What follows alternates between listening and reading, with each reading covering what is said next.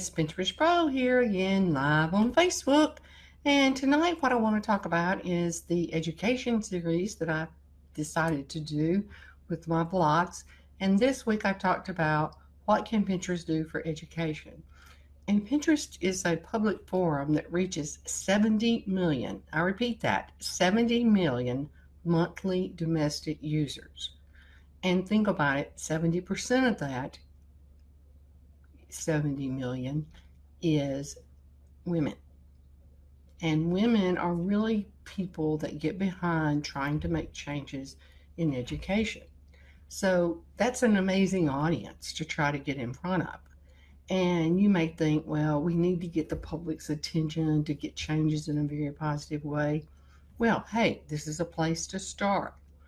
If you're not doing anything, then you're part of the problem.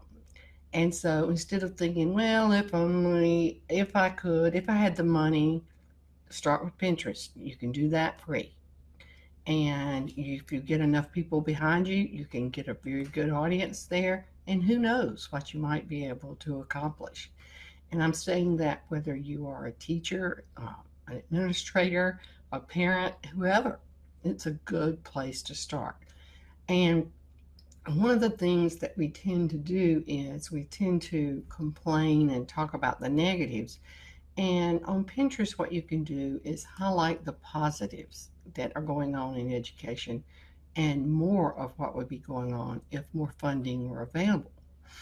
And so, Pinterest is a very powerful tool that can make learning very fun for the students, but it's also a very powerful tool for highlighting and showcasing good teaching habits. And you can highlight and show this to parents, administrators, and maybe even get the attention of a few politicians. And so, in addition, Pinterest can be used to highlight, the children's learning and really get them involved. It's also a place where the parents can get involved in their learning and teachers can collaborate with parents. Instead of working against each other, work together for a better quality education and trying to get improvements done there. So, this would be such a positive way to educate the public about good education and what needs to be done. And the positive approach, let's face it, usually works better than the negative approach. And I talk more about this in my blog this week. And also in my blog this week, I talk about the terminology and I give examples of each one of the terms and how it could be used. So I will have the link for my blog here under the broadcast. Take a look at that. And then on Thursday, I will show you examples of these different terms, such as what is a pen, what are boards, and so forth, and then how they can be used to highlight quality education.